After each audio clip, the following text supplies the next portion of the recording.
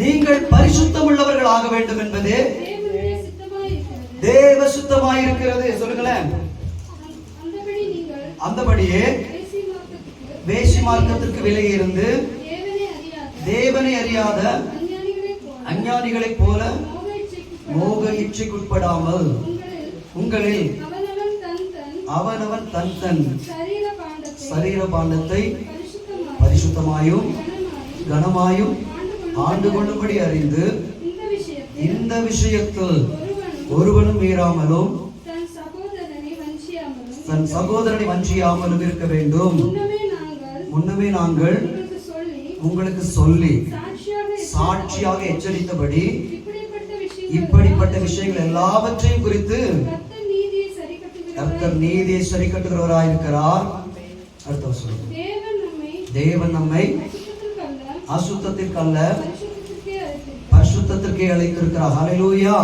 என்ன கவனிங்களேன், இந்த வார்த்தையை நீங்க நல்லா கவனிச்சு பாருங்களேன். நீங்கள் பரிசுத்தம் உள்ளவர்களாக வேண்டும் என்பதே தேவ சுத்தமாக இருக்கிறது. நீங்க ஒருவேளை ஆண்டவர்கிட்ட போய், ஆண்டவரே என்னை குறித்து என்ன ஆண்டவரே உடைய சுத்தம் அப்படி நீங்க கேட்டீங்கன்னா ஒரே ஒரு பதில் தான் ஒரு கர்த்தர் இருந்து, உன்னை குறித்து நீ அப்படி டாக்டர் ஆகணும், இல்ல நீ இன்ஜினியர் ஆகணும், இல்ல நீ நல்ல ஸ்தானத்துல நல்ல பொசிஷன்ல இருக்கணும்னு ஆண்டவர் சொல்ல மாட்டாரு. என்ன சொல்வார் தெரியுமா? நீ ஒரே ஒரு வார்த்தை சொல்ல, நீங்கள் பரிசுத்தம் உள்ளவர்களாக வேண்டும். எதற்காக ஆண்டவரே நீங்க ஒரு வார்த்தை கேட்டீங்கன்னா ஒரு நாள் ஆண்டவர் சொல்லுவாரு, எப்பா நான் உன்னை எதற்காக பரிசுத்தமாக வேண்டும் நான் திரும்ப திரும்ப சொல்றேன் அப்படின்னா, நீங்கள் ஒரு நாள் மணவாளனை சந்திக்க வேண்டும். அதற்கு தான். ஹல்லேலூயா. ஹல்லேலூயா. அப்போஸ்தலனாகிய பவுல் தெசலோனிக்கே சபைக்கு, இந்த சபைக்கு அவர்கள் கடிதத்தை எழுதும் பொழுது சொல்லுகிறார், நாங்க என்ன செய்யணும் அப்படிங்கிற ஒரு வார்த்தை அவர்கள் கேட்டபோது சொல்றாரு, கர்த்தருடைய சித்தம் என்ன தெரியுமா? நீங்கள் பரிசுத்தம் உள்ளவர்களா இருக்கணும். எல்லாம் கவனிங்க, எல்லாம் தலைக்கீழ கவனிச்சிருக்கீங்க. ஹல்லேலூயா. கவனிங்களே இந்த வசனத்தை அதை நீங்க வீட்டுல நல்லா வாசிச்சு பாருங்க. கொஞ்ச நேரத்துல சீக்கிரமா சொல்லி முடிக்க விரும்புகிறேன். நீங்கள் பரிசுத்தம் உள்ளவர்களாயிருக்கணும். ஏன் அப்படின்னா மணவாளனை நீங்கள் சந்திக்க வேண்டும். எதற்காக? பரிசுத்தம் உள்ள மணவாளன் பரிசுத்தம் உள்ள மணவாட்டி எதிர்கொண்டிருக்கிறார். அவரை சந்திப்பதற்கு நீங்கள் பரிசுத்தம் இல்லாமல் சந்திக்க முடியாது. சகோதரன் சொன்னபடியே மத்தேயு புத்தகம் 25ஆம் அதிகாரத்தை நீங்கள் வேதத்தில் வாசித்து பார்த்தால், புத்தியுள்ள கன்னிகைகள் மணவாளனை எதிர்கொண்டு போக ஆயத்தப்பட்டார்களா? அப்படியானால் மணவாளன் புறப்பட்டு விட்டார் என்று அர்த்தம். ஆமென் சொல்லுங்களேன். ஏன்னா மணவாட்டி புறப்படுகிறார்கள், மணவாளன் அங்கே இருக்க போகிறதில்லை. மணவாளன் மணவாட்டியை சந்திக்க புறப்பட்டு விட்டார். அப்படியானால் மணவாளன் புறப்பட்டு விட்டாரானால் மணவாட்டி தன்னை ஆயத்தப்படுத்தி பரிசுத்தம் உள்ளவாய் பரிசுத்தம் உள்ள கன்னியாய் அவள் ஆயத்தமாய் இருக்க வேண்டும். எதற்காக தெரியுமா? மணவாளன் என்னை எதிர்கொண்டு வருகிறார், அவரை நான் சந்திக்க வேண்டுமானால் எனக்கு பரிசுத்தம் தேவை. ஹல்லேலூயா. அவரை நேரிடுகிறதற்கு பரிசுத்தம் இல்லாமல் ஒருவனும் பிதாவை தரிசிக்க முடியாது என்று வேதத்தில் வாசிக்கிறோம். எபிரேயர் புத்தகத்தில் நீங்கள் வாசித்து பார்த்தீங்கன்னா 12ஆம் அதிகாரம் 14ஆம் வசனம் சொல்லுகிறது, என்னன்னா சமாதானமாய் இருக்கவும் பரிசுத்தம் உள்ளவர்களாய் இருக்கவும் நாடுங்கள். ஏன் அப்படின்னா நீங்கள் பரிசுத்தம் இல்லாமல் பிதாவை தரிசிக்க முடியாது. ஏன்? எபிரேயர் எழுதும் பொழுது சொல்றாரு, நீங்கள் பரிசுத்தம் உள்ளவர்களாய் இருக்க நாடுங்கள். தெசலோனிக்கேயர் சொல்லும்போது நீங்கள் பரிசுத்தத்தை விரும்புங்கள், ஏனென்றால் தேவன் அதை விரும்புகிறார். அவர் அப்படி விரும்புகிறாருன்னா நம்ம என்ன செய்யணும் அப்படின்னா நம்ம ஆயத்தப்படுத்த வேண்டும். இந்த நாட்களில் கர்த்தர் நம்மகிட்ட சொல்ல சொன்னதும் உங்களுக்காக ஜெபிக்க சொன்னதும் இந்த கேட்கிற ஒவ்வொருவருக்கும் கர்த்தர் சொல்லுகிற வார்த்தை இதுதான், நீங்கள் பரிசுத்தம் உள்ளவர்களாக வேண்டும் என்பதே தேவ சித்தம். உன்னை குறித்து என்ன சித்தம் ஆண்டவர்கிட்ட ஒருவேளை நீ கேட்க இந்த நேரத்தில் நிற்பாயானால் ஆண்டவர் உனக்கு தெளிவாய் சொல்லுகிறார், ஒரு நாள் மணவாளன் வரப்போகிறார். அந்த மணவாளனை சந்திக்க நீ ஆயத்தமாக வேண்டுமானால் என்னை நீ நேர்கொண்டு எதிரடையாய் அவன் எனக்கு எதிராய் நீ புறப்பட்டு வர வேண்டுமானால் உனக்கு தேவையானது பரிசுத்தம் பரிசுத்தம் பரிசுத்தம். அந்த பரிசுத்தம் இல்லாமல் எஜமானை சந்திக்க முடியாது. அந்த பரிசுத்தம் இல்லாமல் கர்த்தரை தரிசிக்க முடியாது. அந்த பரிசுத்தம் இல்லாமல் அவருடைய அன்னைக்கு நாம் போக முடியாது. எனவேதான் கர்த்தர் சொல்லுகிறார், நீ என்னை சந்திக்க ஒரு நாள் ஆயத்தமாக வேண்டும். என்னை காண உனக்கு விருப்பமானால், என்னோடு கூட பேச உனக்கு விருப்பமானால், என்னோடு கூட நடக்க உனக்கு ஒரு விருப்பம் இருக்குமானால் உன் உள்ளத்திலே பரிசுத்தம் தேவை. அந்த பரிசுத்தம் இல்லாமல் அவரை பார்க்க முடியாது. அந்த பரிசுத்தம் இல்லாமல் அவரை தரிசிக்க முடியாது. அந்த பரிசுத்தம் இல்லாமல் அவருடைய அன்னைக்கு போக முடியாது. ஒருவேளை அந்த வாசல் அருகே போய் நின்னுட்டு ஆண்டவரே என்று நீங்க சொன்ன பரிசுத்தம் இருக்கா அப்படின்னு நம்ம பார்த்து கேட்கக்கூடிய நிலைமை ஏற்படும். அந்த புத்தியுள்ள கன்னிகைகளை பார்த்து ஆமென் ஆண்டவருடைய அழைப்பு வந்த பொழுது அவர்கள் புறப்பட்டு போனதை வேதத்தில் வாசிக்கிறோம். என் சொன்னபடியே மணவாளன் ஒரு பக்கம் ஆயத்தமாய் புறப்பட்டு வருகிறார், மணவாட்டி தன்னை ஆயத்தப்படுத்தி புறப்பட்டு போகிறார். ஆமென் வெகு நேரமான பொழுதும் மணவாளன் வருகிறதுக்கு தாமதமான பொழுது அவர்கள் எல்லாரும் என்ன செய்கிறார்கள்? நித்திரை மயக்கமாய் விட்டார்கள் என்று வேதத்தில் வாசிக்கிறோம். நீங்க தொடர்ந்து வேதத்தை நீங்க வாசிக்கும் பொழுது திடீரென்று ஒரு சத்தம் கேட்கிறது, இதோ மணவாளன் வந்து விட்டார், மணவாளன் வந்து விட்டார் என்ற சத்தம் கேட்ட பொழுது மிக வேகமாய் அவர்கள் துரிதமாய் ஆயத்தமாகினார்கள். வேதத்தில் நீங்கள் அமர்ந்து வாசித்து பார்த்தீங்கன்னா அவன் மணவாளனை சந்திக்க அவர்கள் 2 முறை ஆயத்தப்பட்டார்கள். முதல் ஆயத்தம் கர்த்தர் வருகிறார் என்கிற சத்தம் கேட்டது, இதோ மணவாளன் வந்து விட்டார் என்று சொன்ன பொழுது அவர்கள் மிக துரிதமாய் ஆயத்தப்பட்டார்கள். அப்பொழுதும் அவருடைய கண்களுக்கு முன்பாக மணவாளன் பார்க்கவில்லை, ஆனால் வந்து விட்டார் என்கிற சத்தம் கேட்ட பொழுது அவர்கள் மிக மிக துரிதமாய் புறப்பட்டார்கள். ஆண்டவர் சொல்லுகிறார், மிக துரிதமாய் புறப்படுகிற நாட்களில் இருக்கிறோம். யாருக்கு என்ன சம்பவிக்கும், எந்த வேளையில் என்ன நடக்கும் யாருக்கும் தெரியாது. நீங்கள் எதிர்பாராத நேரங்களில், எதிர்பாராத நொடிகளில், நம்முடைய வாழ்க்கையில, நம்முடைய தேசத்தில், நாம் இருக்கிற பகுதிகளில் என்ன சம்பவிக்கும் என்பதை ஒரு நிமிஷம் யோசித்து கூட பார்க்க முடியாத கடைசி இடத்தில் இருக்கிறோம். ஹல்லேலூயா, ஹல்லேலூயா. அப்படிப்பட்ட ஒரு நெருக்கடியான சூழ்நிலைகளை ஒரு நாள் ஆண்டவர் ஜெபித்துக் கொண்டிருக்கும் போது ஒரு எமர்ஜென்சி காலம், இது எமர்ஜென்சி காலம். எனக்கு இந்த வார்த்தையை மறக்க முடியவே இல்லை. ஏன்னா இது ஒரு எமர்ஜென்சி காலம். நீ நடக்கிற மாதிரி இருக்காது, நீ யோசிக்கிற மாதிரி இருக்காது. திடீரென்று சம்பவிக்க போகிற காரியங்கள் நடக்கும். அது எமர்ஜென்சி காலம். ஆனால்தான் கர்த்தர் சொல்ல, தெரிந்து கொள்ளப்பட்டவர்கள் நிமித்தம் இவை நாட்கள் குறைக்கப்படுமே தவிர இது நடந்தாகும், ஆனால் குறைக்கப்படும். ஆமென். நடக்கும், ஆனால் குறைக்கப்படுவதற்கு நம்முடைய முழங்கால்களை முடக்க கர்த்தர் இந்த நாளை நம்ம எதிர்பார்க்கிறோம். உங்களுடைய வாழ்க்கையில ஆமென் ஸ்தோத்திரம். இந்த கடைசி நாட்கள், நெருக்கடியான இந்த காலகட்டத்தில், இந்த எமர்ஜென்சியான காலங்களில் கர்த்தருக்காக வைராக்கியம் பாராட்டுகிற ஒரு மணவாட்டியை கர்த்தர் தேடிக்கொண்டிருக்கிறார். கர்த்தருக்காய் ஆயத்தமாய் இருக்கிற ஒரு கற்புள்ள கன்னியை கர்த்தர் தேடிக்கொண்டிருக்கிறார். கர்த்தர் அந்த அழைப்பை ஏற்றுக்கொண்ட அந்த கற்புள்ள கன்னிகைகள் இருக்காங்கல்ல, அவங்க மிக துரிதமாய் ஆயத்தப்பட்டார்கள். எதற்காகனா மணவாளனை சந்திக்க. இன்னொரு கூட்டம் இதோ ஆமென் வருகிறோம் சொல்லி ஆயத்தமாய் அவர்களும் புறப்பட்டது உண்மைதான். ஆனால் குறித்த நேரம் வந்த பொழுது அவர்கள் தவற விட்டு விட்டார்கள். இன்னைக்கு ஆண்டவருடைய வருகையில குறித்த நேரத்தை தவற விட்டவர்கள் அநேகர் உண்டு. அதனால ஆண்டவர் சொல்றாரு, கடைசி மூச்சு வரைக்கும், கடைசி நாட்கள் வரைக்கும் அவருக்காக காத்திருக்கிற ஒரு கூட்டத்தை கர்த்தர் எதிர்பார்க்கிறார். அவருடைய அழைப்பின் சத்தம் கேட்டுவிட்டது, இதோ மிக அருகிலே வந்து விட்டேன் என்கிற சத்தமும் கேட்கப்பட்டது. இன்னும் தாமதிக்கிறது என்ன என்று கர்த்தர் கேட்கிறார். இந்த தருணத்தை நழுவ விட்டானா கல்யாண விருந்து அந்த வாசல்கள் அடைக்கப்படும் பொழுது ஆண்டவரே எங்களுக்கு துறக்க வேண்டும் என்று சொன்னாலும் ஆமென் சத்தம் கேட்கவே தவிர துறக்கப்படாது. சத்தம் கேட்கும், நீங்க பேசுகிற சத்தம் மணவாளனுக்கு கேட்கும், மணவாளன் பேசுகிற சத்தம் உங்களுக்கு கேட்கும், ஆனால் வாசல்கள் திறக்கப்படாது. எதற்காக தெரியுமா? ஆயத்தம் இல்லை, அலட்சியம் பண்ணினார்கள். அவன் முதல்ல சொன்னார் அவர் வரல, இப்பவும் அவர் வரான்னு சொல்ற சத்தம் கேட்டுச்சு, அவர் வரல, நாங்க போய் வாங்கிட்டு வரோம். துணிகரமான அலட்சியம் பண்ணினதுனால அந்த நிமிஷம், அந்த நொடி பொழுது, அந்த ஜட பொழுதில் இயேசு வந்து விட்டார். மணவாளன் வந்த பொழுது அவர்களை எதிர்கொள்கிறதுக்கு புத்தியுள்ள பரிசுத்தமுள்ள மணவாட்டி மாத்திரமே ஆயத்தமாய் இருந்தார்.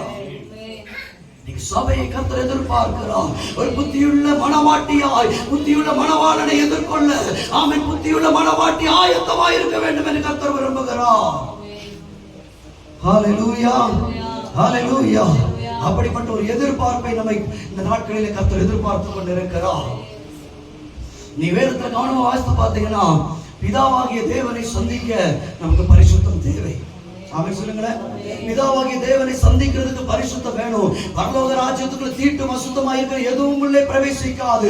1 கொரிந்தியர் 6ஆம் அதிகாரம் 9ஆம் வசனத்திலிருந்து ஆமென் நீங்கள் தொடர்ந்து நீங்க அந்த அதிகாரத்தை நீங்க வாசித்து பார்த்தீங்கன்னா ஆமென் வேதம் சொல்லுகிற அநியாயக்காரர் தேவனுடைய ராஜ்யத்தை சுதந்தரிப்பதில் என்று அறியீர்களா அப்படின்னு இருக்கிறோம். தொடர்ந்து வாசித்தீங்கன்னா விபச்சாரக்காரர்கள், வேசித்தனம் பண்ணுகிறவர்களும், விக்கிரக ஆராதனைக்காரர்களும், பொய் சொல்கிறவர்களும், அநியாயம் பண்ணுகிறவர்களும் தேவனுடைய ராஜ்யத்துக்குள்ளே பிரவேசிக்க முடியாது. ஒரு காலத்தில் நீங்கள் அப்படிப்பட்டவர்களாக இருந்தீர்கள். ஆனாலும் நீங்கள் தேவனுடைய ஆவியினாலே கிறிஸ்து கிறிஸ்துவின் ஆவியினாலே அவருடைய இரத்தத்தினாலே கழுவப்பட்டீர்கள், பரிசுத்தமாக்கப்பட்டிருக்கிறீர்கள் என்று எழுதியிருக்கிறது. நீங்க கழுவப்பட்டீங்க.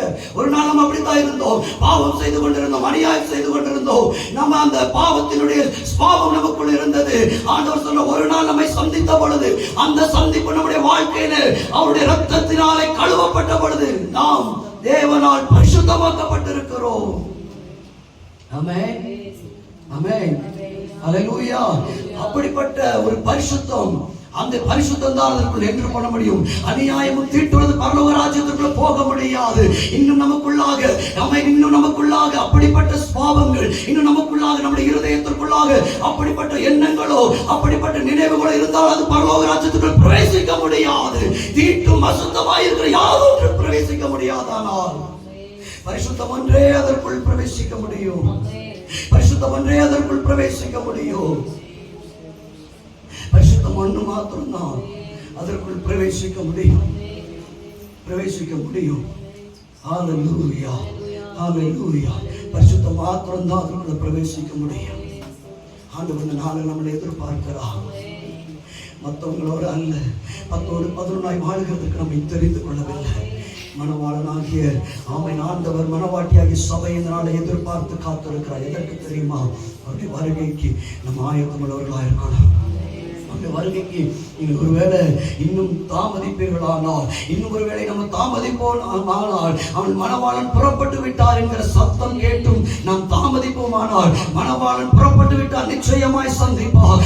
வேதம் சொல்லுகிறது, அவர் புறப்பட்டு விட்டார். அப்படியானால் மணவாட்டியாக சபை நீ அவர்களை சந்திக்கிறதற்கு நீ புறப்படுவாயானால், நிச்சயமாய் ஒரு இடத்துல மத்திய ஆகாயத்தில் நாம் அவரை முகமுகமாய் சந்திக்கிற நாட்கள் வரும். அந்த நாட்களிலே நாம் துணிகரமாய் அலட்சியம் பண்ணி அந்த இடத்தை மிஸ் பண்ணுவோனா? ஆண்டவர் சொல்லுகிறார், வாசல்கள் அடைக்கப்படும், உன் சத்தம் எனக்கு கேட்கும், என் சத்தம் உனக்கு கேட்கும். ஆனால் ஆமென் வாக்குத்தத்தத்தின்படி வாசல்கள் திறக்கப்படாது. ஏன் தெரியுமா? அலட்சியம் பண்ணுன, துணிகரம் பண்ணுன, அதனால வாசல் திறக்க முடியாது. பரிசுத்தம் மட்டும்தான் உள்ள பிரவேசிக்க முடியும். தீட்டு அசுத்தமா இருக்க எதுவும் அதற்குள் வராது. ஹல்லேலூயா, ஹல்லேலூயா, ஹல்லேலூயா. அநியாயக்காரன் தேவனுடைய ராஜ்யத்தை பிரவேசிக்க ஒரு நாள் அனுமதிக்கப்பட மாட்டார்கள். அப்படின்னா அநியாயம் பண்ணவர்கள் தான் நம்ம, அசுத்தமாய் ஜீவித்தவர்கள் தான் ஒரு நாள் அவருடைய இரத்தத்தினாலே கழுவப்பட்டு பரிசுத்தமாக்கப்பட்டிருக்கிறோம். அந்த இரத்தம் நமக்காக அடிக்கப்பட்ட ஆட்டுக்குட்டி, அந்த இரத்தம் நமக்காக அடிக்கப்பட்டிருக்கிறது. அவன் இன்றைக்கும் அது காத்துக்கொண்டே இருக்கிறது. எல்லா ஒரு விசை கண்களை மூடி ஆண்டவருடைய சமூகத்தில், எனக்காக அடிக்கப்பட்ட ஆட்டுக்குட்டி, எனக்காக அடிக்கப்பட்ட ஒரு ஆட்டுக்குட்டி, எனக்காக அடிக்கப்பட்ட ஆட்டுக்குட்டி, அது என்னுடைய வாழ்க்கையில இதுவரைக்கும் இருந்த காயங்கள், இதுவரைக்கும் இருந்த பிரச்சனைகள், இதுவரைக்கும் இருந்த போராட்டங்கள், இதுவரைக்கும் இருந்த என்னுடைய வாழ்க்கையில் இருந்த அசுத்தங்களை கழுவி எடுக்கும்படிக்காய், அசுத்தங்களை சுத்திகரிக்கும்படிக்காய் எனக்காக பிற்கப்பட்ட ஒரு ஆட்டுக்குட்டி. அந்த ஆட்டுக்குட்டி ஆண்டவரே, இந்த வேளையில நான் வரவேற்கிறேன் சொல்லுங்க. எல்லாம் ஒரு விசை ஆவியானவருடைய சமூகத்தில் ஆமென் உங்களுடைய கைகளை தட்டி ஒரு ஆமென் ஆவியானவரே என்னுடைய வாழ்க்கையில் இடைபடும், என்னோடு பேசும், என்னோடு கூட இடைபடும். இந்த நாள் என் வாழ்க்கையில ஒரு சுத்திகரிப்பு நாளாய் மாறட்டும். ஹல்லேலூயா. நீகாமானா சங்கரா தேவனே வியாந்துரவோகரா ரேகேஷம் துரவலரியாந்தரா ரேனடோ ஷெரலியாந்தரா நீகாமானா சங்கரவா. ஓ ஹல்லேலூயா, ஹல்லேலூயா. ஆவியானவரே ஆட்களை இடம் கொடுங்க, சுத்திகரிக்க இடம் கொடுங்க. அநியாயம் ஆமென் தேவ சித்தத்தில் அனுமதிக்கப்படாது. ஆமென் பரிசுத்தம் இல்லாமல் தேவ சித்தத்துக்கு வர முடியாது. ஆமென் தீட்டும் அசுத்தமும் தேவனுடைய சித்தத்தின்படி பரலோகத்தில் வர முடியாது, வர முடியாது, வர முடியாது, வர முடியாது. ஆவியானவருக்கு இடம் கொடுப்போமா? நான் ஆசையை எதிர்பார்த்து கொண்டிருக்கிறா.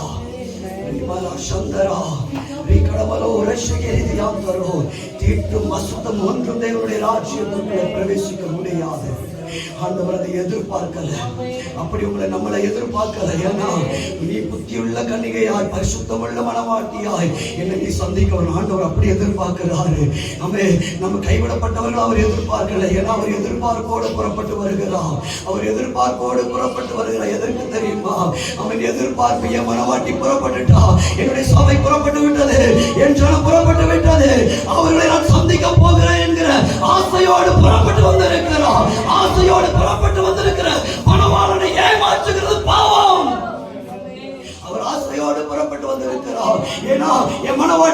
புறப்பட்டு விட்டார். என் சத்தம் கேட்டு ஒரு குரூப் என் மணவாளனாகிய நான் கூப்பிடும்போது என் சத்தத்தை கேட்டு ஆமென் புறப்படுகிற மணவாட்டி ஆயத்தமாகி விட்டாள்.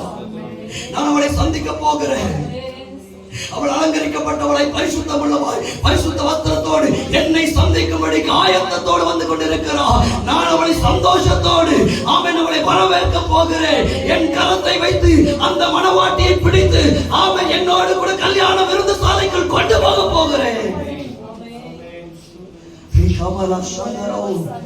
அப்படிப்பட்ட எதிர்பார்ப்போடு வருகிறார். ஒரு கூட்டம் ஆயத்தமா இருந்துச்சு, ஒரு கூட்டம் அலட்சியம் இருந்துச்சு. ஆண்டவர் அலட்சியம் பண்ண கூட்டத்தை எதிர்பார்க்கல. ஆயத்தமா இருக்கிற கூட்டத்தை ஆயத்தமா இருக்கிற கூட்டத்தை இந்த வேலையில எதிர்பார்த்து இருக்கிற ஆயத்தம் பரிசுத்தம் உள்ள ஆயத்தம். ஹல்லேலூயா, ஹல்லேலூயா. என்னோட கூட திருப்பிக்கொண்டு யாத்திரையாகும் புஸ்தகம் அதனுடைய 19ஆம் அதிகாரம் 10ஆம் வசனத்தை நீங்க வாசித்தீங்கன்னா, இன்றைக்கும் நாளைக்கும் அவர்களை பரிசுத்தப்படுத்து, அவர்கள் தங்கள் வஸ்திரங்களை தோய்த்து 3ஆம் நாளுக்கு ஆமென் தங்களை ஆயத்தப்படுத்துவார்களாக என்கிற ஒரு வேத வசனத்தை நீங்கள் வாசித்து பார்க்கலாம். சீனாய் மலையில இஸ்ரவேல் ஜனங்களை முதலாக அவன் முகமுகமாய் சந்திக்கிறதுக்கு ஒரு வாய்ப்பை கர்த்தர் உருவாக்கினார். அப்படி அவர்கள் உருவாக்கும் பொழுது சொல்றாரு, மோசேயை கூப்பிட்டு, மோசே இன்றைக்கும் நாளைக்கும் என் ஜனத்தை பரிசுத்தப்படுத்தி அவர் வஸ்திரங்களை தோய்த்து அவர்களை ஆயத்தப்படுத்து.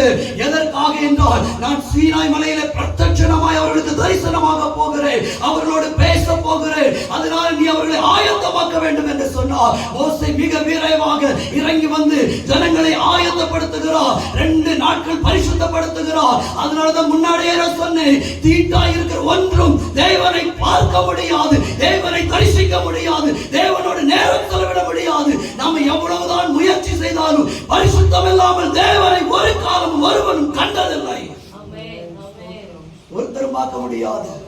ஆண்டவர் சொன்னாரு, இப்ப ஆண்டவர் வாலண்டியரா சொன்னாரு, நான் உங்களை பார்க்க போறேன். ஆமென். ஜனங்கள் கேட்கற நாங்க கர்த்தரை பார்க்கணும் ஜனங்கள் சொல்ற இந்த இடத்துல அவரே சொல்றாரு, நான் அவர்களை பார்க்க விரும்புகிறேன். நான் அவங்களை பார்க்கணும்னா அவங்களை 2 நாள் பரிசுத்தப்படுத்து, அவங்க வஸ்திரங்களை தோய்க்க சொல்றாரு. அவங்க 3ஆவது நாள் ஆயத்தமா இருக்கட்டும், அப்பொழுது நான் அவர்களை சொல்லிப்பேன். ஜனங்கள் 3 நாட்கள் தங்களை ஆயத்தப்படுத்தினார்கள். 3 நாட்கள் தங்களை ப்ரிப்பேர் பண்ணாங்க. 3ஆவது நாள் பிரத்யட்சமாய் சீனாய் மலையில கர்த்தருடைய வார்த்தை வெளிப்பட்டது, கர்த்தருடைய மகிமையான கரம் வெளிப்பட்டது. இந்த நாளில் ஆண்டவர் சொல்லுகிறார், ஆமென், நீ உன்னை வஸ்திரங்களை தோய்த்து உன் இருதயத்தில் இருக்கிற கரைகள், உன் இருதயத்தில் இருக்கிற காயங்கள், இருதயத்தில் இருக்கிற பிரச்சனைகள் இவைகளை கழுவி சுத்திகரிக்க நீ ஆயத்தமானால் ஆண்டவர் சொல்லுகிறார், ஆமென், நான் உன்னை சந்திக்க வருகிறேன். நான் புறப்பட்டுட்டேங்கிறாரு, நான் புறப்பட்டுட்டு அவனை சந்திக்க வரேன்னு சொல்றாரு. ஹல்லேலூயா. அப்படிப்பட்ட அந்த புறப்படுதல் அவன் மிக நெருங்கி கொண்டு இருக்கிறது. மணவாளனுடைய சத்தம் கேட்கும் பொழுது மணவாட்டி ஆயத்தம் இல்லைன்னா அவன் எந்த மணவாளனும் ஏற்றுக்கொள்ளப்பட மாட்டான், எந்த மணவாளனும் அதை ஏற்றுக்கொள்ள மாட்டான். மணவாளன் அருகும் பொழுது மணவாட்டி தன்னை ஆயத்தமா இல்லைன்னா மணவாளன் அதை ஏற்றுக்கொள்ள மாட்டான், ஒரு நாளும் ஏற்றுக்கொள்ள மாட்டான். இந்த மணவாளன் நம்மை ஆசையோடு எதிர்பார்த்து கொண்டிருக்கிறார், ஆசையோடு கூட ஏக்கத்தோடு பார்க்கிறார். இன்னைக்காவது என் மணவாட்டி ஆயத்தமாயிடாதா? அவர் புறப்பட்டுட்டார், அவருடைய சத்தம் பூமியில கேட்க ஆரம்பித்து விட்டது. அப்படியானால் புத்தியுள்ள கன்னிகையாகிய சபை அவரை எதிர்கொண்டு போக வேண்டும். ஹல்லேலூயா, ஹல்லேலூயா. வேதத்துல சொன்னபடியே ஆமென், யாவரோடும் சமாதானமா இருக்கும், பரிசுத்தம் உள்ளவர்களா இருக்கும் நாடுகள், பரிசுத்தம் இல்லாமல் ஒருவரும் கர்த்தரை தரிசிக்க முடியாது.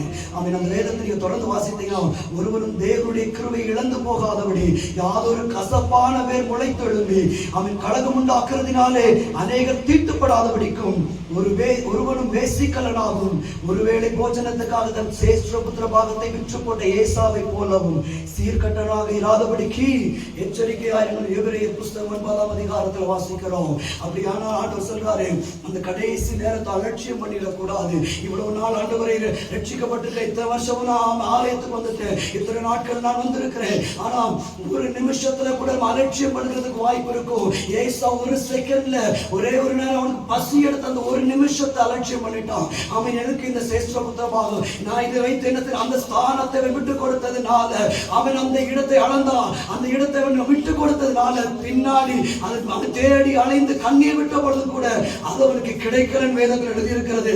ஆண்டவர் சொல்றார், கிடைக்கப்பட்ட வாய்ப்பு, கிடைக்கப்பட்ட தருணத்தை, கிடைக்கப்பட்ட அந்த நாட்களை நாம் வீணாக்குவோமானால், ஒருவேளை அலட்சியம் பண்ணுவோமானால், சபை நாட்களை அலட்சியம் பண்ணுவோமானால், சபையை அலட்சியம் பண்ணுவோமானால், கர்த்தருக்கு கொடுக்க வேண்டிய நேரத்தை அலட்சியம் பண்ணுவோமானால், கர்த்தருக்கு கொடுக்க வேண்டிய ஸ்தானத்தை ஒருவேளை அலட்சியம் பண்ணுவோமானால், மணவாளன் வரும் பொழுது ஒருவேளை கைவிடப்பட்ட சூழ்நிலையில நம்ம போய்விடுவோம்.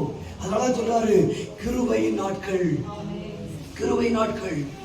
தேவனுடைய கிருபை ஒருவனும் இழந்து போகக்கூடாது. ஏன்னா இழந்துட்டா திரும்ப கிடைக்காது. ஏசா இழந்துட்டா திரும்ப கிடைக்கல. அதுக்கு அந்த கடைசி வசனம் 17 நீ வாசித்து பார்த்தோன்னா அவர் சொல்றான், கண்ணீரோடு போய் நின்று ஆண்டவரேன்னு சொன்னா கூட அந்த ஆசீர்வாதம் அவனை விட்டு போயிடுச்சு. இந்த நாட்களில் கர்த்தர் நம்மளை எதிர்பார்க்கிறதுதான் கிடைக்கப்பட்டது நல்ல தருணத்தை மிஸ் பண்ணிடக்கூடாது, கிடைக்கப்பட்ட நல்ல வாய்ப்பை மிஸ் பண்ணிடக்கூடாது. இப்படிப்பட்ட நல்ல ஒரு வாய்ப்பை கர்த்தர் நமக்கு தந்திருக்கிறாரா, அதை நம்ம மிஸ் பண்ணிடக்கூடாது. ஏன்னா மணவாளன் புறப்பட்டு விட்டார், அவன் மணவாளன் புறப்பட்டு விட்டார் என்கிற சத்தம் நம்முடைய காதுகளில் கேட்க துணிக்குமானால் நம்ம ஆயத்தமாய் வஸ்திரங்களை துவைத்து பரிசுத்தப்படுத்தி நம்முடைய வாழ்க்கையை தேவனுக்கு நேராக திருப்ப வேண்டும் என்று வேதம் சொல்லுகிறது. ஹல்லேலூயா, ஹல்லேலூயா, ஹல்லேலூயா. பரிசுத்தப்படுத்தி அப்படிங்கிற அந்த வார்த்தைக்கு எபிரேய பதத்துல 2 காரியம் சொல்லப்படுகிறது. ஒன்று பிரிந்திரு அல்லது பிரித்து வை அப்படி சொல்லப்பட்டிருக்கிறது. பிரிந்திரு அல்லது பிரித்திருன்னா நம்ம சபையில பிரிந்திருக்கிறது அல்ல, நம்ம குடும்பத்தை பிரிந்திருப்பது அல்ல, பாவத்தை விட்டு பிரிந்திருப்பது. பாவத்திலிருந்து பிரிந்திருக்கணும்.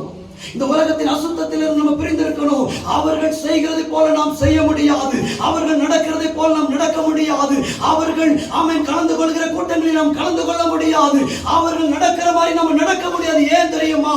நீங்கள் பிரிந்திருக்க கூட்டம், நீங்கள் பிரித்தெடுக்கப்பட்டவர்கள், பிரித்தெடுக்கப்பட்டவர்கள் கலந்திருக்க கூடாது. ஏனென்றால் ஆண்டவர் தம்முடைய இரத்தத்தை சிந்தி அவருடைய இரத்தத்தினாலே கழுவி நம்மை பிரித்தெடுத்திருக்கிறார். ஆனால் நாம் பரிசுத்தப்படுத்தி இருக்கிறார். நாம் கூட்டத்தோடு கலந்திருப்பது கர்த்தருக்கு சித்தம் அல்ல. ஹல்லேலூயா. அவர் நம்மை பிரித்தெடுத்திருக்கிறதுக்கு ஒரே நோக்கம், நம்ம பிரிந்திருக்கணும்னு அர்த்தம். மணவாட்டியாக சபை அவன் கலப்பு இல்லாம தேவ சித்தத்துக்கு நேரம் ஓடணும்னா அது பிரிந்திருக்கணும். அதனாலதான் சபையை கர்த்தர் பிரித்து அவன் ஆயத்தப்படுத்துகிறார். மணவாட்டியாகிய சபை மணவாளனை எதிர்கொண்டு போக ஆயத்தம். ஏன்னா இது பிரிந்திருக்கணும். இது எல்லாம் மிக்ஸ்டா இருக்குது. இன்னைக்கு அவங்க கூப்பிட்டா ஓடிடுறோம். அங்க போனா எங்க பிரதர் இந்த வாரம் வரல, ஏன் சர்ச்சுக்கு வரல அப்படின்னு நம்ம கேட்டா, இந்த வாரம் எங்களுக்கு ஒரு ஃபங்க்ஷன் இருந்துச்சு, ஏன் சர்ச்சுக்கு வரல, அவங்களுக்கு ஒரு கல்யாணம், ஏன் எங்க சித்தியோட பிள்ளைக்கு ஒரு கல்யாணம். பிரிந்திருக்க தெரியவில்லை என்று சொன்னார், வருகை நாட்களில் நிச்சயம் கைவிடுவோம். ஏனென்றால் கர்த்தர் ஒரு வாய்ப்பை உருவாக்கி இருக்கிறார். அவருடைய ரத்தம் இதற்காக பரிந்து பேசும். நாட்கள் வரும் பொழுது தேவனுடைய ரத்தம் சொல்லும், இவளுக்காக ஆட்டுக்குட்டி ஆகிய நான் அழிக்கப்பட்டிருக்கிறேன், இவளுடைய பாவத்தை மன்னித்து சாபத்தை மன்னித்து இவளை விடுதலையாக்கும்படிக்கு அவன் கல்வாரியில் ரத்தத்தை சிந்திருக்கிறேன். அலட்சியம் பண்ணுகிறார். ஓய்வு நாட்களை இவர்கள் அலட்சியம் பண்ணுகிறார்கள். சபை அலட்சியம் பண்ணுகிறது. ஓய்வு நாட்களை பரிசுத்தமாக ஆசரிக்க தவறிவிட்டது என்று இயேசுவின் ரத்தம் பரிந்து பேசுகிற நாட்கள் வருகிறது. வரும் என்றால் வேதத்தை கடைசி நாட்களில் பரிசுத்தவானுடைய ரத்தம் சாட்சியா சொல்லுகின்றவரே, எதற்காக தாமதிக்கிறீர்? எதற்காக ஆண்டவரே நாங்கள் அடிக்கப்படணும்? எதற்காக நாங்கள் கொலை செய்யப்பட வேண்டும் என்று ஒரு நாட்கள் அவன் பரிசுத்தவான்களுடைய ரத்தம் விளங்கும். பரிசுத்தவான்களுடைய ரத்தம் விளங்குமானா ஒட்டுமொத்த உலகத்தினுடைய பாவத்திற்காக ரத்தம் சிந்தி அவருடைய ரத்தத்தை அவன் ஈவாய் கொடுத்து அவருடைய ரத்தத்திற்கான கொடுக்கப்பட்ட விலை கிரயத்தை நம்ம ஒருவேளை அலட்சியம் பண்ணுவோமானால் பிதாவானவர் முன்பாக இயேசுவின் ரத்தம் பேசும். இவ்வளவு வாய்ப்பு அவர்களுக்கு கொடுக்கப்பட்டு இவ்வளவு வாய்ப்பை நான் அவர்களுக்கு கொடுத்தேன், அவர்கள் அதை அலட்சியம் பண்ணினார்கள். அந்த மணவாட்டி அதை அலட்சியம் பண்ணினார். அந்த வாய்ப்பை அலட்சியம் பண்ணினதுனால வாசலுக்கு முன்னாடி இந்த வாய்ப்பு கிடைத்ததும் வாசலுக்குள்ள போக முடியல. கல்யாண வீட்டுக்கு வாசல் வரைக்கும் வந்துட்டு ஒருவேளை நிராகரிக்கப்பட்ட எவ்வளவு வேதனையா இருக்கும். வாசல் வரைக்கும் வந்துட்டு அவன் வாசல் ஆண்டவரை எங்களுக்கு திறக்க வேண்டும், உங்களை அறியேன் என்று சொல்லுகிற சத்தத்தை கேட்டால் எவ்வளவு வேதனையா இருக்குமோ. அந்த நேரத்தை நினைச்சு பாருங்களேன். ஒரு கண்களுக்கு முன்னாடி ஒருவேளை அந்த கல்யாண வீட்டுடைய வாசல் அடைக்கப்பட்டு நீங்க புலம்புறீங்க, சத்தம் கேட்குது, வாசல் திறக்கல, எப்படி இருக்கும்? ஏசா புலம்புகிறான், வாய்ப்பு இல்லை, ரிஜெக்ட் பண்ணப்பட்டான். ஏன்? அந்த தருணத்தை, அந்த இடத்தை, அந்த ஸ்தானத்தை இழந்துட்டான். எதற்கு? ஒருவேளை சாப்பாடு இப்பெல்லாம் செத்துருவேன், நீ கேட்கறது எனக்கு ஒரு நிமிஷம் அலட்சியம் பண்ணினா அவனுடைய அந்த ஸ்தானத்தை இழந்து போனா. ஆண்டவர் இந்த நாட்கள் இப்படி சொன்னாங்க, எதிர்பார்க்க நீ பிரிந்திருக்கணும். நீ கலந்திருக்கிற கூட்டத்தில் உள்ளவன் அல்ல, நீ கலந்திருக்கிறதுக்காக நம்மளை தெரிந்து கொள்ளல. அப்படின்னா நம்ம 10-11 போயிருக்கோம். எவ்வளவு ரிஸ்க் மழை பெய்யுது, ஏன் ரிஸ்க் ஓடி வரோம். அவன் பிரிந்திருக்கணும். அவங்க செய்யற மாதிரி நம்ம செய்ய முடியாது, அவர்கள் நடக்கிற மாதிரி நம்ம நடக்க முடியாது, அவர்கள் பார்க்கிறதை நம்ம பார்க்க கூடாது, அவர்கள் செய்கிறதை நம்ம செய்யக்கூடாது. என்ன பிரதர் தப்பு இல்லை, நீங்க செய்யுங்கன்னு சொன்னா கூட நம்ம செய்ய முடியாது. ஏனென்றால் இயேசுவின் ரத்தம் நமக்காக பரிந்து பேசிக் கொண்டிருக்கிறது. Still God is speaking to you. எதற்கு தெரியுமா? எதற்காக உன்னை பேசிட்டே இருக்கிறான்னா, என் ரத்தம் உனக்காக சிந்தப்பட்டிருக்கிறது. 2000 வருஷமாய் கர்த்தருடைய ரத்தம், இயேசுவின் ரத்தம் நம்மகிட்ட பேசிட்டே இருக்கிறது. எதுக்கு தெரியுமா? மனவாளனை நீ சந்திக்கணும். ஒருவேளை நீ கைவிடப்பட்டக்கூடாது, நீ ரிஜெக்ட் பண்ணப்பட்டக்கூடாது. அதுக்காக தான் ஸ்டில் அவர் பேசிட்டே இருக்கிறாரு. எத்தனை முறை வாய்ப்பு இதை நம்ம அலட்சியம் பண்ணிட்டோம்னா நிச்சயமா நம்ம கைவிடப்படுவோம்னு வேதம் சொல்லுது. அவன் ஆண்டவர் சொல்றார், நீ பிரிந்திருக்கணும், நீ பிரிந்திருக்கணும். எதுல இருந்து? பாவம் செய்கிற, அக்கிரமம் செய்ய, அவர்களுக்காக நம்ம ஜெபிக்க வேண்டிய நம்முடைய கடமை. அவர்கள் செய்கிறது நம்ம செய்கிறதுக்கு நமக்கு அனுமதி இல்லை. அவங்க குடிக்கலாம், நானும் குடிக்கிறேன், பரவாயில்ல பிரதர் சொல்ல முடியாது. நம்ம பிரிந்திருக்கணும். ஒரு நாள் தானே இந்த சினிமா பார்க்க தவறு இல்லைன்னு சொல்லுவாங்க, நம்ம பார்க்க கூடாது, பிரிந்திருக்கணும். நம்மை குறித்தான சாட்சி இந்த நாட்களில் கர்த்தர் எதிர்பார்க்கிறார்.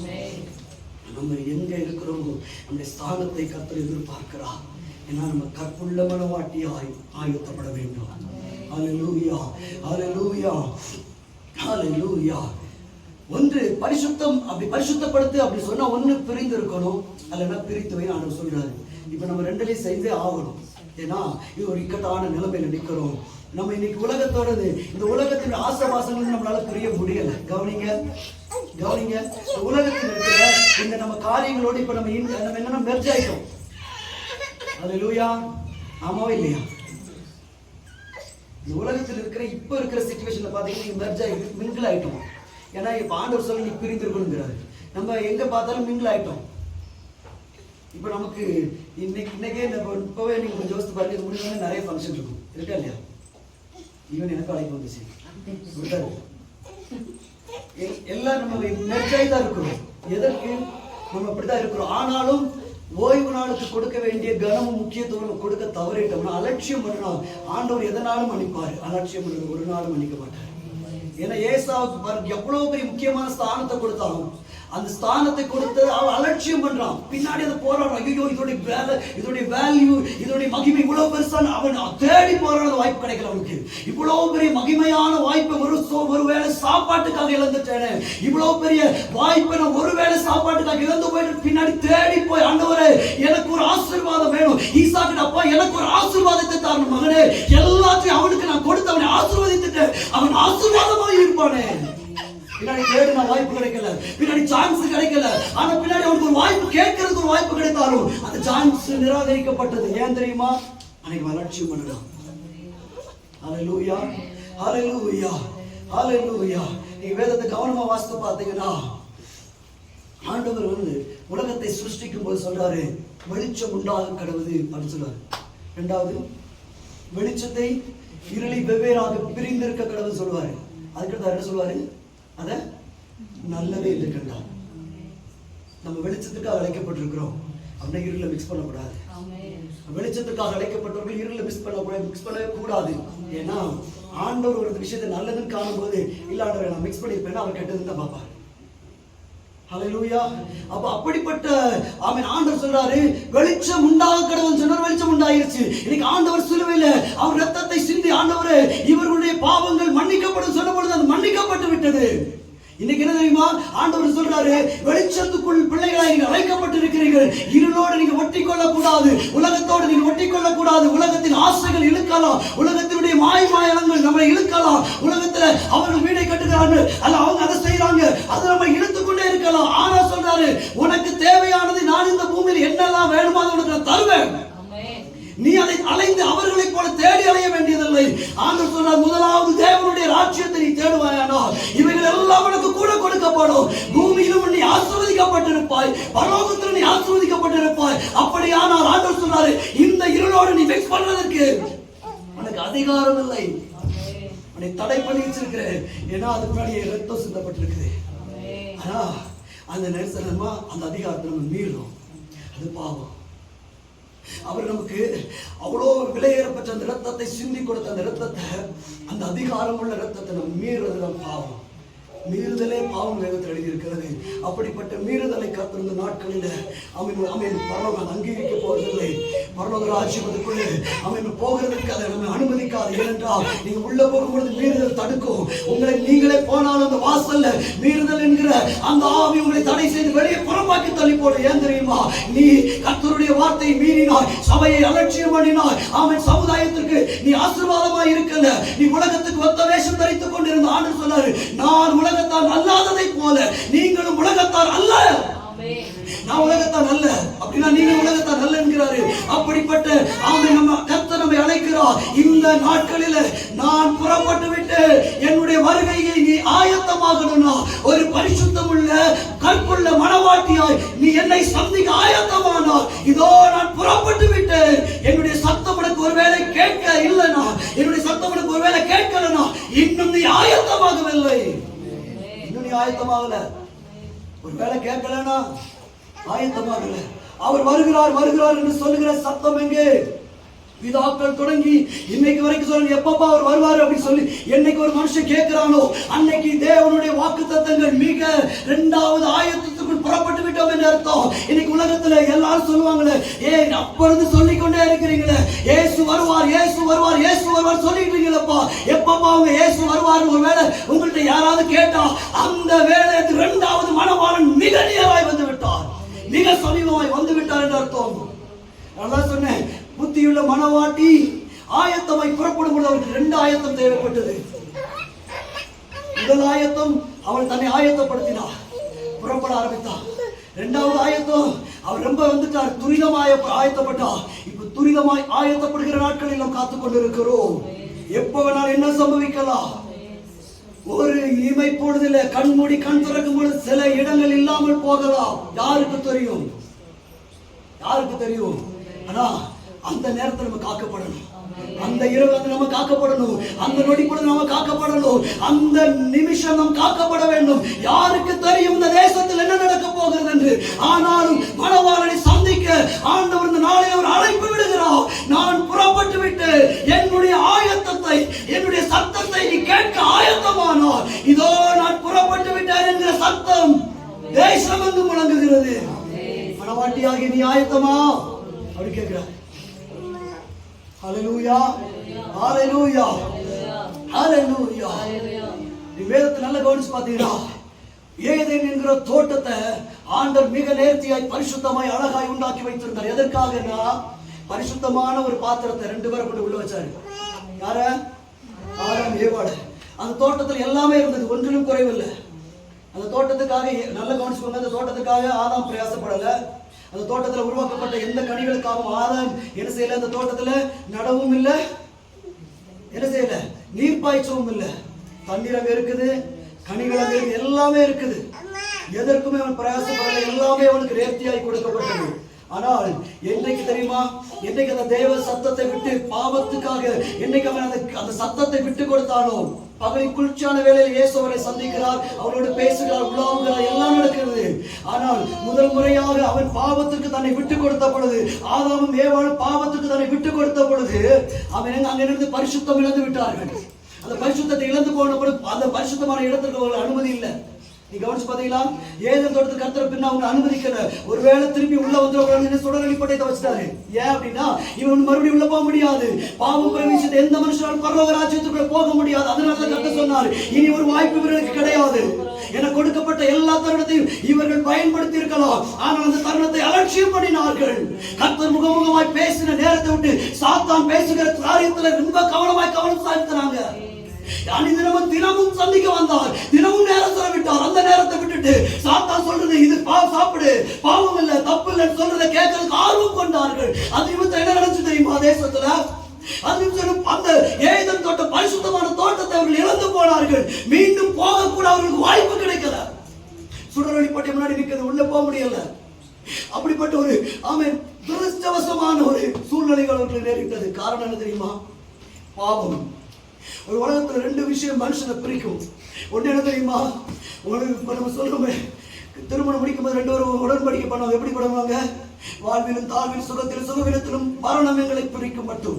ஒண்ணு மரணம். இரண்டாவது ஆவிக்குரிய வாழ்க்கையில் ஆண்டவர் சொல்லுகிறார், உங்களுடைய ஆத்மா மரணப்பட்டுச்சுன்னா பரலோகத்துக்குள்ள பிரவேசிக்க முடியாது. ஆண்டவர் என்னை பாரப்படுத்துகிறார். எனவே ஒரே ஒரு விஷயம், இந்த நேரத்தை இந்த வாய்ப்பை நம்ம இழந்துச்சோன்னா there is no chance to meet. அவரை மீட் பண்றதுக்கு ஒரு வாய்ப்பை கிடைக்காம போயிடும். ஒரு வாய்ப்பு நமக்கு எதிர்பார்த்து இருக்கிறாரு. நான் புறப்படும்போது ஆசையா புறப்படுறாரு. மனவாளனை புறப்படும்போது ஆசையா இருக்கு. ஏன்னா என் பிள்ளையை நான் சந்திக்க போறேன். இங்க வந்து பார்த்தா ஒரு கூட்டம் காணும். ஒரே ஒரு கூட்டம் மாத்திரம் ஆயத்தமா இருக்குது. எவ்வளவு வேதனைப்பட்டிருப்பார்ல. ஏன் தெரியுமா? அங்கீகரிக்கல. அவருக்கு வேதனை. நான் சொல்லி இவ்வளவு சொல்லி நான் வந்துட்டேன்னு சொல்லி அதை அலட்சியம் பண்றாங்க. ரத்தம் இன்றைக்கும் நமக்காக பேசிக்கொண்டே இருக்கிறது. சீக்கிரமா முடிக்க விரும்புகிறேன். ஆமென். தேவனோடு கர்த்தர் பேச விரும்புகிறார். அந்த வாய்ப்புக்காக அவனோடு சஞ்சரிக்க விரும்புகிறார். வேதத்தை நீங்க பாத்தீங்கன்னா ஆதாமுக்கு ஏவாளுக்கு கொடுக்கப்பட்ட அந்த தருணத்தை அவர்கள் இழந்து போனார்கள். பரிசுத்தமான தோட்டத்திலிருந்து வெளியே புறமாக்கப்பட்டார்கள். வேதத்தை நீங்க கவனமா வாசித்தீங்கன்னா ஆதாமுக்கு 7ஆம் தலைமுறை என்று எழுதியிருக்கிறது. ஏனோக்கு பிறந்தாரு. அப்படின்னா ஆதாமிலிருந்து 7 தலைமுறை. இன்னைக்கு இருக்கிற சந்ததியில இப்ப எனக்கு என் தாய் தகப்பனுக்கு என்னுடைய பிள்ளை 3ஆம் தலைமுறை. அப்படித்தானே? ஆனா ஆதாம் 7 தலைமுறை இருந்திருக்கிறார். 7 தலைமுறைகளுக்கு அடுத்து அவன் ஏனோக்கை வளர்க்கிறதுக்கு ஒரு வாய்ப்பு ஆதாமுக்கு உருவாக்கப்பட்டுச்சு. அப்ப ஆதாம் சொல்லி வளர்த்திருக்கிறார், என்ன? அவன் நான் இந்த ஏதேன் தோட்டத்தில் இருக்கிற வாய்ப்பை இழந்துட்டேன்பா, இனி ஒரு வாய்ப்பு கிடைக்காது, அதனால உன்னை பரிசுத்தமாய் காத்துக்கொள்ளுன்னு சொல்லும் பொழுது 300 ஆண்டுகள் தேவனோடு ஏனோக்கு சஞ்சரித்தார். அவன் வேதத்தில் நீங்க யூதா புஸ்தகத்தில் 7ஆம் தலைமுறை எழுதிட்டு 7 தலைமுறை ஆதாம் என்ன செய்தாருன்னா அவன் பார்த்து கொண்டு வந்த பொழுது 7ஆம் தலைமுறைக்கு ஏனோக்கு தேவனோடு நடக்கிறதை பார்த்து ஆச்சரிய அந்த ஏனோக்கு ஒரு குறிப்பிட்ட காலங்கள் வந்த பொழுது 65 ஆண்டுகள் தன்னுடைய வாழ்க்கைக்காக செலவழித்த அதே ஏனோக்கு கிட்டத்தட்ட 300 ஆண்டுகள் தேவனோடு சஞ்சரித்தார். ஆண்டவர் ரொம்ப நெருக்கமாய் ரொம்ப அவரோடு உறவாட ஆரம்பித்த அந்த ஏனோக்கு ஒரு குறிப்பிட்ட காலம் வந்த பொழுது கர்த்தரே அவர் எடுத்துக்கொண்டு போய் விட்டார் பரிசுத்த ஸ்தலத்துக்கு. காரணம் என்ன தெரியுமா? ஏனோக்குள்ள பரிசுத்தம் இருந்துச்சு. ஹல்லேலூயா. அந்த 7ஆம் தலைவருக்கு ஏனோக்கு பரிசுத்தமா இருந்தார். அந்த ஏனோக்கு ஒரு பெயர் வைக்கிறார், மெத்துசலா. என்ன அப்படின்னா, இனி ஒரு ஆபத்து வரப்போகிறது. அந்த ஆபத்து ஆமென் என் மகனாகிய மெத்துசலா மரிக்கும் பொழுது, அப்படின்னா மெத்துசலாவுடைய மரணத்திற்கு பின்பு ஒரு பெரிய பேராபத்து வரப்போகிறது என்று ஆமென் ஆவியிலே அறிந்தவனை மெத்துசலா என்று பெயரிடுகிறார். ஆனால் மெத்துசலா என்கிற மனுஷன் அவன் என்றைக்கு மரிக்கிறானோ அன்றைக்கு ஜலப்பிரளயம் வந்து பூமியை கவிழ்த்து போடும். ஆமென். விசுவாசத்தோடு பெயர் வைக்கிறான். கிட்டத்தட்ட 960 வருஷம். வேதத்தில் நீங்க சரித்திரத்தை வாசித்தா மெத்துசலாவுக்கு மிக நீண்ட வருஷம் ஆயிடுச்சு. ஏன்னா கிருபை கூட்டிட்டே போனாரு. இந்த வருஷம் இந்த வருஷம் இந்த வருஷம் இந்த சான்ஸ். அதனால மெத்துசலாவுடைய வயசு கிட்டத்தட்ட 960 வரைக்கும் போச்சு. ஆதாமுக்கு கூட அவ்வளவு வயசு போகல. மெத்துசலாவுக்கு 960 வருஷம் நீண்டுட்டே போகுது. என்ன கிருபை! இன்னைக்கு ஆண்டவர் கிருபையா நமக்கு நடத்து நல்ல நாட்களை தந்திருக்கிறார். மிஸ் பண்ணிட்டோம்னா நம்மள மாதிரி ஒரு கைவிடப்பட்ட சந்ததி வேற எதுவும் இருக்காது. நம்மளை மாதிரி ஒரு கைவிடப்பட்ட சந்ததி ஒரு கூட்டம் வேற எதுவும் இருக்காது. ஹல்லேலூயா, ஹல்லேலூயா. ஏனோக்குக்கு பின்பதாக தேசத்தை நீங்க ஆதியாகமம் புத்தகம் 6ஆம் அதிகாரத்தை வாசித்து பார்த்தீங்கன்னா மிக மிக மனுஷர்கள் ஆமென் பாவத்துக்குள்ளே போய் ஆமென் தேவகுமாரன் மனுஷகுமாரனோட மிக்ஸ் பண்ணதுனால தேசம் பாழாக்கப்பட்டது. ஆமென் ராட்சதர்கள் புறப்பட்டு வந்தார்கள். தேசம் தீட்டப்பட்டது. கர்த்தர் மனுஷனை உண்டாக்குவதற்கு மனஸ்தாபமாய் இருக்கிறது. பூமியில் இருக்கிற எல்லாத்தையும் ஜனங்கள் முதற்கொண்டு எல்லாத்தையும் நான் நிக்கிரகம் பண்ண போகிறேன், இனி ஒன்று எனக்கு முன்பாக வேண்டாம் என்று சொல்லி நிற்கும் பொழுது நோவா என்கிற மனுஷன் பரிசுத்தத்தோடு கர்த்தர் கை காத்துக் கொண்டிருக்கிறார். எல்லாம் ஆண்டவர் கோபத்தில் அதை அழிக்கணும் நினைச்சு அவருடைய கண்களை திருப்பும் பொழுது நோவா கர்த்தருக்கு முன்பாக பணிந்து கொண்டிருக்கிறார். இன்னைக்கும் தேசம் பல இடத்துல அழிக்கப்படாமல் இருக்கிறதற்கும் தேசம் சில இடத்துல ஆமென் இன்னும் நிலை நிற்கிறதுக்கான காரணம் என்னன்னா, எங்கேயாவது கர்த்தரை அழிக்கணும் கோபத்தோடு வருகிற பொழுது ஆமென் தேவனை அறிகிற ஜனம் ஒரு கூட்ட ஜனம், ஒரு கூட்ட மனவாட்டி, ஒரு கூட்ட பரிசுத்தமான சந்ததி முழங்காலை இட்டு கர்த்தரை நோக்கி போராடி கொண்டிருக்கிறது. ஒரு கூட்டம் போராடிட்டு இருக்கு. ஹல்லேலூயா. ஒரு கூட்டம் போராடிட்டு இருக்கு. அதனாலதான் இன்னும் பல இடம் பாதுகாக்கப்படுது. ஏன்னா எப்பவுமே நம்ம டிஸ்ட்ராய் ஆயிருக்கோம், எப்பவும் அழிக்கப்பட்டிருக்கோம். நோவாவுடைய காலத்தோடு மோசமான பாவம் செய்து கொண்டிருக்கிறோம். மோசமான காரியங்கள் தேசத்தில் நடந்து கொண்டிருக்கிறது. ஒரே ஒரு கிருபையின் நாட்கள் நீட்டப்பட்டதுக்கு காரணம் என்னன்னா, ஒரு கூட்ட புத்தியுள்ள மனவாட்டி அவ்வப்போது ஜெபித்துக் கொண்டே இருக்கிறார். தேசத்தினுடைய பாதுகாப்புக்காக, தேசத்தினுடைய விளைக்கிறையும் கொடுத்து ஜெபித்துக் கொண்டிருக்கிறார். நோவாவை கர்த்தர் பார்த்தா, நோவா இந்த தேசத்தில் இருக்க எல்லா ஜனங்களையும் பார்த்து, அவர்கள் இனி வாழ்வதற்கு லாய்க்கற்றவர்கள், அவர்கள் இருதயத்தில் தோற்றமல நித்தமும் பாவமாய் இருக்கிறது, இனி நான் அவர்களை எனக்கு முன்பாக வைக்க விரும்பவில்லை, நான் அவர்களை நிக்கிரகம் பண்ண போகிறேன், அவர்களை அழிக்க போகிறேன் சொன்ன பொழுது, நோவா ஆண்டவரே என்று திறப்பில் நின்றபடி நான் நோவா ஒன்று செய்ய போகிறேன், நீ எனக்கு முன்பதாக உத்தமனும் சன்மார்க்கமும் நீ நடந்தபடினால உன்னையும் உன்னுடைய குடும்பத்தையும் நான் பாதுகாக்க விரும்புகிறேன், நான் சொல்றபடி நீ செய்தால் உன்னை கொண்டு உன்னையும் உன்னுடைய குடும்பத்தையும் இங்க இருக்கிற மிருக ஜீவனை நான் பாதுகாக்க போகிறேன், அதனால நான் சொல்றபடி நீ செய்கிறாயா என்று சொன்ன பொழுது நோவா நோ சொல்லல, நோவா உடனே கீழ்ப்படிந்தான். ஆமென் ஆமென். ஆதாம் ஏவாளும் அங்க நோ சொல்லி இருக்கணும், சொல்லல, அவங்க கீழ்ப்படிந்தாங்க. யாருக்கு? சாத்தான் சொல்றதுக்கு. ஆனா இங்க நோவா கர்த்தர் சொல்றதுக்கு கீழ்ப்படிந்தான். ஆனா சொன்னாரு, பிழையை உண்டாக்கினாரு. இப்ப பாருங்களேன், பரிசுத்தத்துக்கு பிரயாசப்படணும், சும்மா கிடைக்காது. நோவா பேழையை உண்டு பண்றதுக்காக மரம் வெட்டணும்னா அது கிட்டத்தட்ட ஒரு பெரிய நீண்ட ட்ரெயின், அவ்வளவு தூரமான பெரிய படகு செய்யணும் பேழை. அதற்காக அவர் அவ்வளவு பெரிய பேழையை உண்டாக்கி கொண்டிருக்கிறார். அடிக்கடி எங்க வீட்டுக்கு முன்னாடி பேழையை உண்டாக்குறாரு. மலையில போய் மரம் வெட்டணும், தன் பிள்ளைகளை ஆயத்தப்படுத்தினார், தன் மனைவியின் பிள்ளைகளை ஆயத்தப்படுத்துகிறார். எல்லாத்தையும் ஆயத்தப்படுத்தி ஆமென் கர்த்தர் ஒரு பேழையை உண்டு பண்ணினார். கிட்டத்தட்ட 100 ஆண்டு காலங்கள் இது மத்தியில நோவாவை பார்த்து கேலி பண்ணுனாங்க. நோவா பத்தி என்ன செஞ்சுட்டு இருக்க நோவா இதுவரைக்கும் தேசத்துல மழையே பெய்யல, இதுவரைக்கும் ஆபத்து இப்படி வரவே இல்லை, உனக்கு அறிவில்லையா, ஏன் இப்படி பிரயாசப்பட்டு கொண்டிருக்கிறாய், பைத்தியத்தை போல சுற்றி கொண்டிருக்கிறாயே நோவா என்று சொல்ல பொழுது நோவா கீழ்ப்படிந்து தேவ திட்டத்தை நிறைவேற்றினார். இன்னைக்கும் ஆண்டவர் சொல்லுகிறார், யாரையும் பார்க்காமல் தேவ திட்டத்தை நிறைவேற்றுகிற ஒரு கூட்ட புத்தியுள்ள கன்னியை கர்த்தர் எதிர்பார்க்கிறார். எதற்கு தெரியுமா? பேழையை ஆயத்தம் பண்ணுகிறதற்கு. அந்த பேழை ஆயத்தம் பண்ணப்பட்ட பொழுது, அந்த வேளை வந்த பொழுது நோவாவும் அவருடைய குடும்பமும் அந்த மிருகஜீவனுக்குள்ள பிரவேசித்த பொழுது கர்த்தர் கதவை அடைத்தார். நோவா கதவை அடைக்க கர்த்தர் இடம் கொடுக்கல. ஏன்னா ஒருவேளை இவ்வளவு பிரயாசப்பட்டு ஜனங்களை உள்ள கொண்டு வந்தானே, ஒரு வாய்ப்பு கிடைச்சு நோவா திறந்திருப்பார் எனக்கு தெரியல. ஆனா கர்த்தர் அனுமதி கொடுக்கல. கர்த்தர் நோவாவை உள்ளே அனுப்பி அதனுடைய கதவை பூட்டினார். நோவாக்கு முன்னாடி நோவா நீ சொன்னது மாதிரி மழை வருது, மேல இருந்து வானத்தின் மதகுகள் திறக்குது, பூமி மகா ஊற்றுக்கண்கள் எல்லாம் திறக்குது, என்னமோ தேசத்துல சம்பவிக்குது. நோவா ப்ளீஸ் ஓபன் தி டோர், திறந்து காணி, நாங்க உள்ள வருகிறோம் என்று சொன்ன பொழுது நோவாவுக்கு சத்தம் கேட்டது. நோவா பதில் சொல்லியிருப்பாரு, வேற வாய்ப்பு இல்லை, நான் சொன்ன போதெல்லாம் நீங்க கேட்கல, இப்பொழுது நான் திறக்க நினைத்தாலும் அது திறக்காது, நான் முயற்சி பண்ணலாம் நடக்காது, ஏன்னா கர்த்தரே இந்த வாசலை அடைத்து விட்டார். ஹல்லேலூயா ஹல்லேலூயா ஹல்லேலூயா ஹல்லேலூயா. நோவா நீ கவனமாக சொன்ன பேழையை ஆயத்தம் பண்ணினாரு. ஆனா ஏதேன் தோட்டத்தை ஆதாம் அனுசையில ஆயத்தம் பண்ணல. ரெண்டாவது பாருங்க, இந்த பேழையை உருவாக்க பிரயாசப்பட்டாரு, ஆதாம் பிரயாசப்படல. மூணாவது இந்த பேழையை உருவாக்கினாரு, இவன் எதுவுமே உருவாக்கல. மூணாவது அந்த பேழைக்குள்ள பரிசுத்தத்தோடு பிரவேசித்தான். நோவா ஆதாம் அந்த இடத்துல பாவத்தோடு வெளியே இருக்கிறான். கடைசி பாருங்களேன், வாசல் அங்க அடைக்கப்படுது, அங்கிருந்து துரத்தப்படுறான். இதுக்கு என்ன காரணம் அப்படின்னா, பரிசுத்தம் இல்லாம அந்த பேழைக்குள்ள பிரவேசிக்க முடியாது.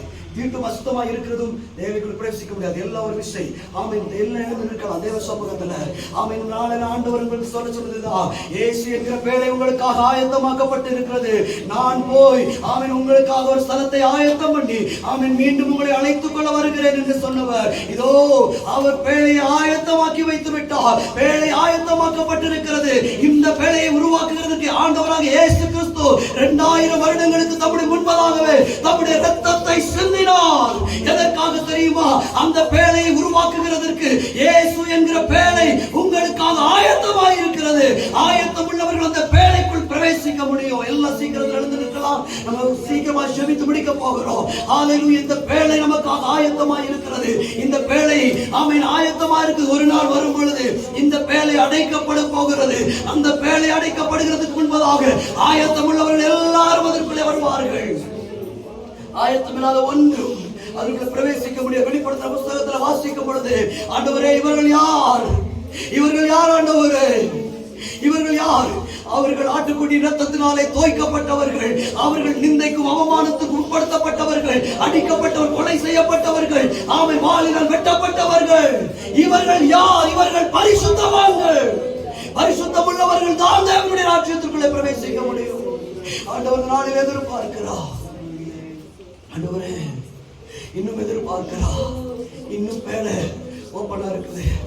The door is right now open. அவன் ஓப்பனா இருக்குது. இன்னும் இந்த பேலை ஓப்பனா இருக்குது. இந்த தருணத்தை நம்ம மிஸ் பண்ணிடக்கூடாதுன்னு சொல்லிட்டாரு. அதுக்காகத்தான் நம்மகிட்ட பேசிட்டே இருக்கிறார். இந்த தருணத்தை மிஸ் பண்ணிடக்கூடாது. இந்த தருணத்தை மிஸ் பண்ணிடக்கூடாது. ஒரு விஷயம் வாய்களை திறந்து ஜெபிக்கலாமா? ஹல்லேலூயா, ஹல்லேலூயா, ஹல்லேலூயா. ஸ்தோத்திரிக்கிறோம், ஸ்தோத்திரிக்கிறோம். ஆண்டவரே, எங்களுக்காக ஆயத்தமாக்கப்பட்டிருக்கிற பேசு என்கிற பேழைக்குள்ளாக எங்களை பேழை ஒப்பு கொடுக்க, எங்களை பரிசுத்தத்துக்கு ஒப்பு கொடுக்கிறோம், நீதிக்கு ஒப்பு கொடுக்கிறோம். ஆண்டவரே, துன்மார்க்கத்தை விட்டு விலக ஒப்பு கொடுக்கிறோம், அசுத்தத்தை விட்டு விலக ஒப்பு கொடுக்கிறோம். ஆண்டவரே, நீதிக்காக எங்களை ஆயத்தமாக்க ஒப்பு கொடுக்கிறோம். உங்களுடைய வருகையை நாங்கள் எதிர்கொள்ள எங்களை ஆயத்தத்துக்கு ஒப்பு கொடுக்கிறோம். நாங்கள் இரண்டாவது ஆயத்தத்திற்காக காத்துக் கொண்டிருக்கிறோம். எப்ப சொன்னாலும் ரெடியா இருக்கிறோம். இதோ அடியேன் என்று சொல்லுகிற சத்தத்தை கேட்க கர்த்தர் விரும்புகிறோம். ஹல்லேலூயா, ஹல்லேலூயா. இந்த நாட்கள் எல்லாம் ஜெபம் பண்ணலாம். ஆண்டவருடைய சமூகத்தை, ஆண்டவரே, இந்த தருணத்தை நான் மிஸ் பண்ணிட கூடாது. சொல்லுங்களேன், இந்த தருணத்தை நான் மிஸ் பண்ணிட கூடாது ஆண்டவரே. இந்த நேரத்தை நான் மிஸ் பண்ணிட கூடாது. இந்த நிமிஷத்தை நான் மிஸ் பண்ணிட கூடாது ஆண்டவரே. அலட்சியம் பண்ணிடக்கூடாது. ஏசா பின்ன அலட்சியம் பண்ணினா பின்னாடி தேடி கிடைக்கல. ஆமீன். ஆதாம் அந்த இடத்தை அலட்சியம் பண்ணினா பின்னாடி திரும்பி போகும்பொழுது சுடரொளிப்பட்ட நிற்குது. பின்னாடி நோவா கூட இருந்த ஜனங்கள் பின்ன அலட்சியம் பண்ணினாங்க. ஆனா பேழை கதவடைக்கப்பட்டிருக்கிற பின்ன வாசல் திறக்கப்படல. இந்த தருணத்தை அலட்சியம் பண்ணி விடாதபடிக்கு. ஹல்லேலூயா, ஆமென், ஹல்லேலூயா. ஸ்தோத்திரிக்கிறோம். அலட்சியம் பண்ணிட்டு ஒரு வாய்ப்பு கிடைக்காது. Hallelujah.